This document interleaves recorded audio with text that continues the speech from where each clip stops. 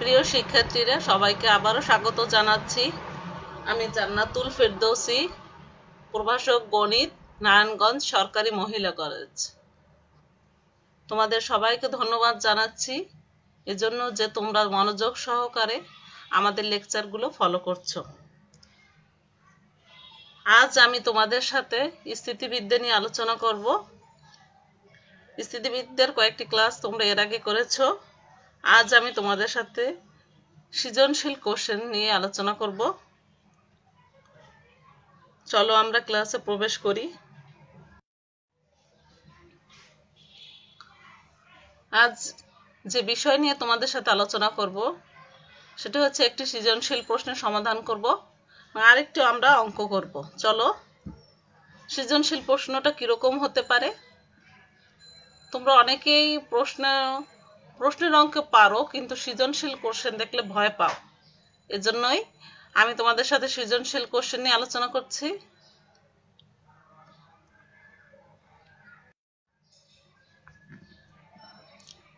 দেখো, P Q মানে দুইটি বল কোনো বিন্দুতে এমনভাবে ক্রিয়াশীল যে তাদের লব্ধি তাদের অন্তর্গত কোণকে 1/3 বিভক্ত করে। অর্থাৎ দেখো, পি কিউ দুইটি বল নিয়েছি, তাদের লব্ধিটা তাদের অন্তর্গত কোণকে 1/3 বিভক্ত করবে। এখন দেখো, বলে এখান থেকে আমাদের বের করতে হবে বলে বলের সামান্তরিক সূত্রটি লিখো। খ, উদ্দীপক অনুসারে দেখাও যে বল দুইটির অন্তর্গত কোণ 3 cos ইনভার্স p/2q এবং লব্ধির মানটা হবে p² - q²/q, যেখানে p বলটা হবে q বলের চেয়ে বড়। এবং গ হচ্ছে p যদি p+q ও p-q বল দুইটি 2α কোণে ক্রিয়াশীল হয় এবং এদের লব্ধি এদের অন্তর্গত কোণের সমদ্বিখণ্ডক রেখার সাথে থিটা কোণ উৎপন্ন করে। দেখো, লব্ধিটা তাদের সমদ্বিখণ্ডক রেখার সাথে যদি থিটা কোণ উৎপন্ন করে, তবে দেখাও যে p tan θ = q tan α। দেখো, এখানে যে ক অংশ সেটার মান থাকবে 2, খ অংশ সেখানে থাকবে 4 মার্কসের এবং গ অংশ থাকবে 4 মার্কসের। প্রথমেই আসো আমরা ক অংশে যাই। কটা হচ্ছে বলের সামান্তরিক সূত্র। আমি জানি যে তোমাদের অনেকেই সামান্তরিক সূত্রটা পারো, তারপর আমি বলে দিচ্ছি। কোন বস্তু বলের সামান্তরিক সূত্র অর্থাৎ প্যারালেলোগ্রাম ল অফ ফোর্সেস, সেটা হচ্ছে কোন বস্তুর একটি বিন্দুতে দুইটি বল একই সময় ভিন্ন ভিন্ন দিকে ক্রিয়াশীল হলে তাদের লব্ধি বলের সামান্তরিক সূত্র দ্বারা নির্ণয় করা যায়। এখন সামান্তরিক সূত্রটা কি? সামান্তরিক সূত্রটা তোমাদের মনে আছে, আমি একটা সামান্তরিক এঁকেছিলাম, সেখানে p একটি বল ছিল এবং q একটি বল ছিল এবং সামান্তরিকের কর্ণটা ছিল সেই কর্ণ বরাবরই সেই pq বলের লব্ধির মান এবং দিক সূচিত হয়েছিল। সেটাই হচ্ছে বলের সামান্তরিক সূত্র।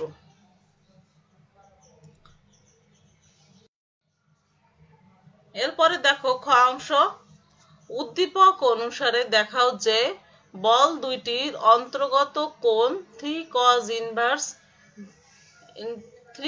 Inverse p/2q। বল দুইটির অন্তর্গত কোণ হচ্ছে 3 cos ইনভার্স p/2q এবং লব্ধির মানটা হবে p² - q²/q, যেখানে p q। দেখো, উদ্দীপকে দেওয়া ছিল pq মানের দুইটি বল কোন বিন্দুতে ক্রিয়াশীল যে তাদের লব্ধি তাদের অন্তর্গত কোণকে 1/3 বিভক্ত, লব্ধিটা তাদেরকে 1/3 বিভক্ত করবে। চলো আমরা সমাধানে যাই। এখন দেখো, চিত্রটা দেওয়া আছে। দেখো, p এবং q দুইটি বল ধরো ও পি এবং কিউ দুইটি বল কোনো বিন্দু দিয়ে ক্রিয়াশীল। পি কিউ, যেহেতু পি কিউ বলের অন্তর্গত কোণটা আমরা ধরেছি 3 আলফা। কেন 3 আলফা ধরেছি? দেখো লব্ধি আর তাদের সাথে তাদের একটি বলের সাথে 1/3 বিভক্ত করে, এজন্য আমরা ধরে নিয়েছি পি এবং কিউ বলদের অন্তর্গত কোণ হচ্ছে 3 আলফা। এখন লব্ধি আর পি এর সাথে, লব্ধি আরটা যদি পি এর সাথে আলফা কোণ উৎপন্ন করে, তাহলে লব্ধি আরটা কিউ এর সাথে 2 আলফা কোণ উৎপন্ন করবে। এখন তোমরা অনেকেই বলের লম্বাংশ উপপাদ্যটি জানো। এখানে আমরা বলের লম্বাংশ উপপাদ্যটি ব্যবহার করব। আর বরাবর বলগুলো লম্বাংশ নিয়ে পাই। দেখো আর বরাবর যদি আমরা বলগুলো লম্বাংশ নেই, তাহলে কি হবে? R cos 0 degree equal to Q. দেখো R cos 0 degree Q cos, দেখো কিউটা নিব কিউ cos 2 আলফা। এখন দেখো এটা হচ্ছে কিউ বরাবর R cos 0 degree equal to Q cos 2 alpha plus P cos, দেখো এখানে কোনটা মাইনাস আলফা হয়েছে, এই যে দেখো আরটা হচ্ছে ভূমির সাথে যদি নেই তখন সেটা হবে আর cos 0 ডিগ্রি, এবং কিউটা হচ্ছে আর দিক বরাবর, তখন হবে কিউ cos 2 আলফা। তখন কিউটা হচ্ছে আর দিক বরাবর, এখন পিটা হবে তখন মাইনাস আলফা। সেখান থেকে আমরা লিখতে পারি, সুতরাং cos 0 এর মান আমরা জানি, cos 0 এর মান 1, আর ইকুয়াল টু কিউ cos 2 আলফার মান তোমরা জানো ত্রিকোণমিতিক সূত্র অনুসারে 2 cos স্কয়ার আলফা মাইনাস 1, এবং cos মাইনাস আলফাকে আমরা লিখতে পারি plus alpha plus P cos alpha. এটাকে আমরা দিয়েছি 1 নাম্বার সমীকরণ। অনুরূপে দেখো লিখতে পারি R sin 0 degree equal to Q sin 2 alpha. এখন এখানে সাইন হবে Q sin 2 alpha plus P sin minus alpha.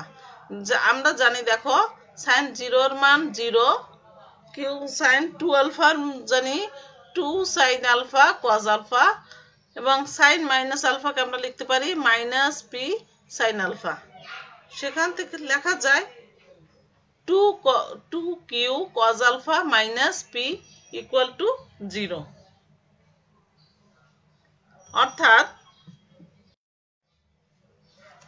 cos alpha equal to লেখা যায় পি ডিভাইডেড বাই 2 কিউ। সুতরাং alpha equal to cos inverse P divided by 2 Q. দেখো আমরা বলেছি যে পি কিউ বল দুইটির অন্তর্গত কোণ হচ্ছে 3 আলফা। এখানে আমরা পেয়েছি আলফা। যদি আমাদের অন্তর্গত কোণ নির্ণয় করতে হয় তাহলে আলফা এর আগে আমরা একটি 3 বসিয়ে দেব, তাহলে লিখতে পারি 3 alpha equal to 3 cos inverse, উভয় পাশে 3 দ্বারা গুণ করে পাই 3 alpha equal to 3 cos inverse P divided by 2 Q. এরপরে দেখো সমীকরণ 1 থেকে আমরা লিখতে পারি আর ইকুয়াল টু, মান বসিয়ে দিচ্ছি আমরা, আলফা এর মান বসিয়ে দিচ্ছি, R equal to 2 Q into P square divided by 4 Q square minus Q plus P into P divided by 2 Q. অর্থাৎ সেখান থেকে লেখা যায় P square divided by 2 Q minus Q plus P square divided by 2 Q, অর্থাৎ P square divided by Q minus Q. সেখান থেকে আমরা আর এর মানটা পেয়েছি, আর ইকুয়াল টু লিখতে পারবো আমরা R equal to P square minus Q square divided by Q. তাহলে আমরা কি কি পেয়েছি? সুতরাং বল দুইটির অন্তর্গত কোণ হচ্ছে 3 cos inverse P divided by 2 Q, এবং লব্ধির মান দেখো লব্ধিটা হচ্ছে আর, সেই লব্ধির মানটা আমরা পেয়েছি। লব্ধি ইকুয়াল টু কি লিখতে পেরেছি? P square minus Q square divided by Q. এটাই হচ্ছে যে আমাদের উদ্দীপকের যেটা প্রমাণ করতে হবে সেটা পেয়েছি আমরা। এটা হচ্ছে ক্ষয়ের অংশ প্রমাণিত হলো। এরপরে চলো আমরা গ অংশে যাই।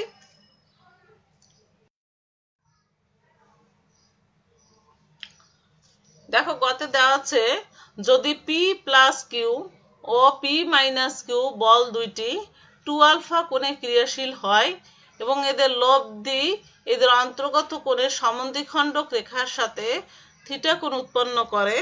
দেখো এখানে বল হচ্ছে পি প্লাস কিউ এবং পি মাইনাস কিউ এবং দেখো বল দুইটি 2 আলফা কোণে ক্রিয়াশীল হচ্ছে।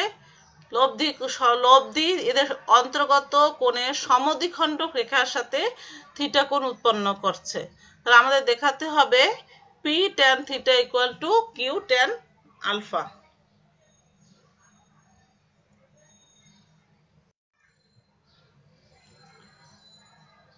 দেখো চিত্রটা দেখো এবার।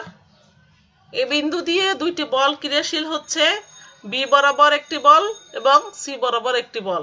বি বরাবর যে বলটি ক্রিয়াশীল হচ্ছে সেটা হচ্ছে পি প্লাস কিউ বল এবং সি বরাবর যে বলটি ক্রিয়াশীল হচ্ছে সেটা হচ্ছে পি মাইনাস কিউ বল। তাহলে আমরা এখন একটি সামান্তরিক এঁকে ফেললাম। এ বি ডি সি একটি আমরা সামান্তরিক এঁকে ফেললাম। দেখো মনে করি A B D C সামান্তরিকের A B O AC দ্বারা পি প্লাস কিউ এবং পি মাইনাস কিউ বলদ্বয় ক্রিয়াশীল। তাহলে তাদের লব্ধিটা হবে সামান্তরিকের কর্ণ বরাবর, কর্ণটা হচ্ছে এডি, তাহলে কর্ণ বরাবর তাদের লব্ধিটা ক্রিয়া করছে। এখন দেখো প্রশ্নে উদ্দীপকে দেওয়া আছে যে তাদের একটি সমদ্বিখণ্ডক নিয়েছি। দেখো এখন ইটা হচ্ছে সেই সামান্তরিকের সমদ্বিখণ্ডক, অর্থাৎ সেই কোণের বাহু, যে সামান্তরিকের যে বাহু দুটো পেয়েছি তাদের অন্তর্গত কোণের সমদ্বিখণ্ডক হচ্ছে এই রেখা বি এ। তাহলে আমরা কি লিখতে পারি? এই রেখা বি এ সি কোণের সমদ্বিখণ্ডক। এখন আমরা দেখো চিত্রটা যেহেতু পেয়ে গেছি, এখন দেখো সেখান থেকে আমরা লিখতে পারি বি এ ডি কোণ ইকুয়াল টু, দেখো সম্পূর্ণ কোণটা হচ্ছে কত বলো? সম্পূর্ণ কোণটা থেকে থিটা বাদ দিব, তাহলে বি এ ডি কোণ হচ্ছে আলফা মাইনাস থিটা। দেখো থিটাটা হচ্ছে ই এ ডি কোণ এবং তাহলে আমরা লিখতে পারি বি এ ডি কোণ equal to alpha minus theta এবং এ ডি বি কোণ, দেখো এ ডি বি কোণ এই কোণটা হচ্ছে এ ডি বি কোণ যে কোণটা, আর আমরা পেয়েছি সি এ ডি কোণ একই কোণ, তাহলে এ ডি বি কোণ equal to C A D কোণ আমরা লিখতে পারি আলফা প্লাস থিটা। এখন দেখো ত্রিভুজ বি এ ডি তে, ত্রিভুজ বি এ ডি ত্রিভুজে বলের সাইনের সূত্র অনুসারে আমরা জানি। দেখো সাইনের সূত্র অনুসারে কি লেখা যায়? এ বি বাহু ডিভাইডেড বাই তাদের বিপরীত কোণ, এ বি বাহু divided by sine A D B কোণ, বিপরীত কোণটা নিব, ইকুয়াল টু লেখা যাবে বিডি বাহু divided by sine B A D কোণ, অর্থাৎ বাহুর বিপরীত কোণটা নিব, সাইন বি এ ডি কোণ। দেখো এ বি সমান আমরা জানি পি প্লাস কিউ। তাহলে এ বি সমান আমরা লিখে ফেললাম P plus Q divided by sine A DB কোণের মানটা আমরা পেয়েছি এ ডিবি কোণ equal to alpha plus theta, equal to দেখো বিডি এর মানটা, বিডিটা হচ্ছে সি এর সমান্তরাল, তাহলে আমরা লিখতে পারি P minus Q divided by sine B এর ডি কোণের মানটা আমরা জানি alpha plus theta, sorry alpha minus theta. দেখো তাহলে আমরা দেখো সাইনগুলো একসাথে নিয়ে আসলাম, সেখান থেকে লিখতে পারি P plus Q divided by P minus Q equal to sine alpha plus theta divided by sine alpha minus theta. এখন আমরা যদি উভয় পাশে যোজন বিয়োজন করি তাহলে লেখা যাবে P plus Q plus P minus Q divided by P plus Q minus P minus P plus Q equal to sine alpha plus theta plus sine alpha minus theta divided by sine alpha plus theta minus sine alpha minus theta.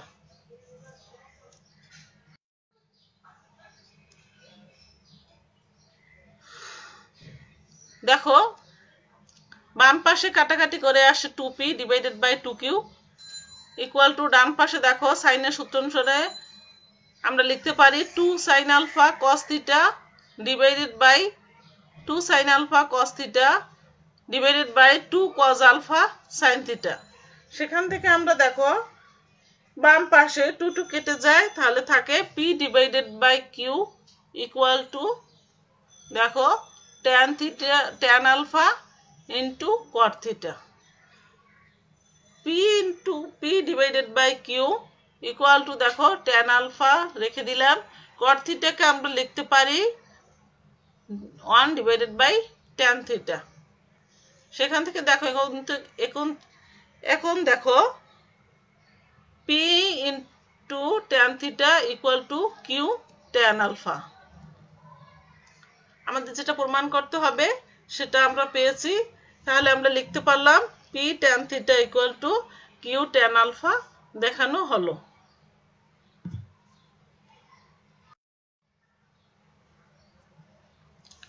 আজ আমি আরেকটা সমস্যার সমাধান করব, এটা খুবই একটি important একটি অঙ্ক। দেখো সমস্যাটা কি, সেটা হচ্ছে থিটা কোণে ক্রিয়ারত pq মানের বলদ্বয়ের লব্ধি।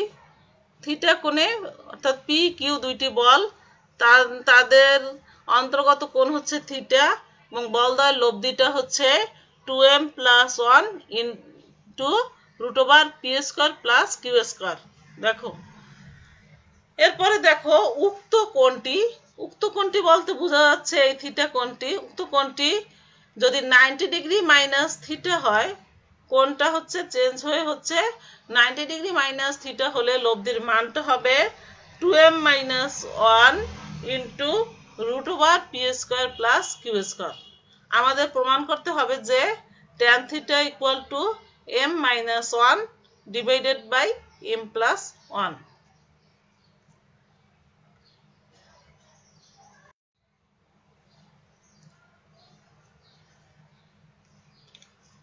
দেখো সমস্যাটার প্রথম অংশে আছে pq বলের লব্ধিটা হচ্ছে থিটা কোণে ক্রিয়ারত। যখন বল দুইটি থিটা কোণে ক্রিয়ারত তখন তাদের লব্ধি rটা হচ্ছে 2m plus 1 into root over P square plus Q square. সেখান থেকে আমরা সামান্তরিকের সূত্র অনুসারে আমরা লিখতে পারি r square equal to P square plus Q square plus 2pq cos theta. এখন দেখো r এর জায়গায় আমরা বসিয়ে দিলাম 2m plus 1 into root over P square plus Q square whole square দিয়ে দিলাম equal to P square plus Q square 2pq cos theta. দেখো এখন দেখো হোল স্কোয়ারটা যদি ভাঙি তাহলে লেখা যাবে 2m প্লাস 1 হোল স্কোয়ারকে লেখা যাবে 4m square plus 4m plus 1 into P square plus Q square. ডান পাশে দেখো P square plus Q square একসাথে নিয়ে আসলাম প্লাস 2pq cos থিটা। এখন দেখো উভয় পাশে P square plus Q square একসাথে নিলে কি লেখা যাবে P square plus Q square into দেখো P square plus Q square common নিলাম তাহলে বাম পাশ থেকে লেখা যাবে 4m square plus 4m plus 1 আর ডান পাশ থেকে লেখা যাবে minus 1 equal to 2pq cos theta. দেখো 1 1 কেটে যায় তাহলে আমরা সেখান থেকে লিখতে পারবো 4m স্কোয়ার প্লাস 4m, সেখান থেকে যদি 4m কমন নেই তাহলে লেখা যাবে 4m into m plus 1 equal to 2pq cos theta. এটা হচ্ছে আমাদের 1 নাম্বার সমীকরণ। এরপরে চলো আমরা দ্বিতীয় অংশে যাই।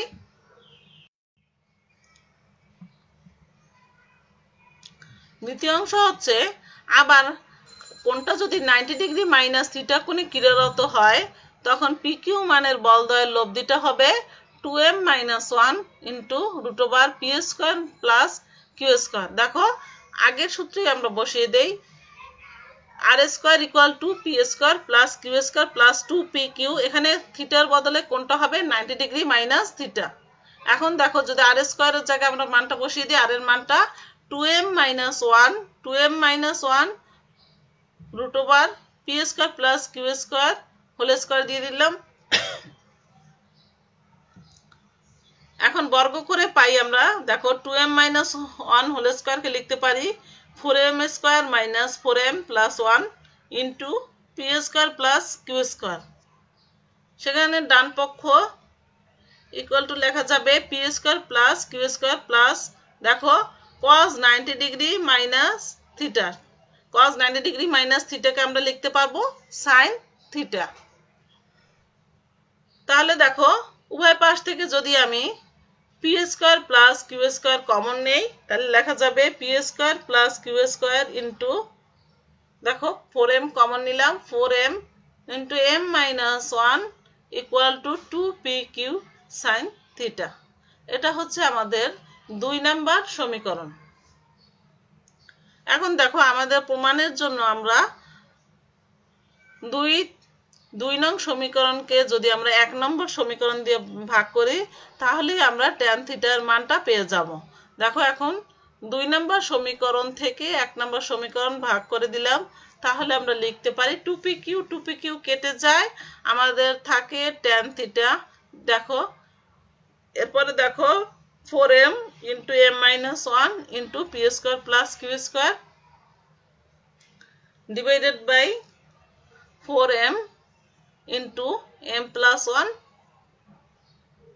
Into p² plus q²। সুতরাং আমরা লিখতে পারি tan theta equal to m - 1 divided by m plus 1। খুবই সহজ একটি অঙ্ক, আশা করি সবাই বুঝতে পেরেছো।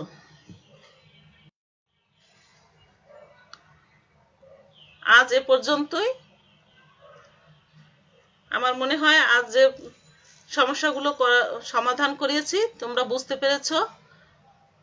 বাসায় বসে বেশি বেশি করে প্র্যাকটিস করবে, তাহলেই তোমরা এই চ্যাপ্টারটা খুবই সহজেই বুঝতে পারবে। যত বেশি প্র্যাকটিস করবে স্থিতিবিদ্যা তত বেশি তোমাদের মনে থাকবে। পরবর্তী ক্লাসে আবার তোমাদের সাথে দেখা হবে। সেই পর্যন্তই সবাই ভালো থেকো, সুস্থ থেকো, এই কামনায় শেষ করছি। আল্লাহ হাফেজ।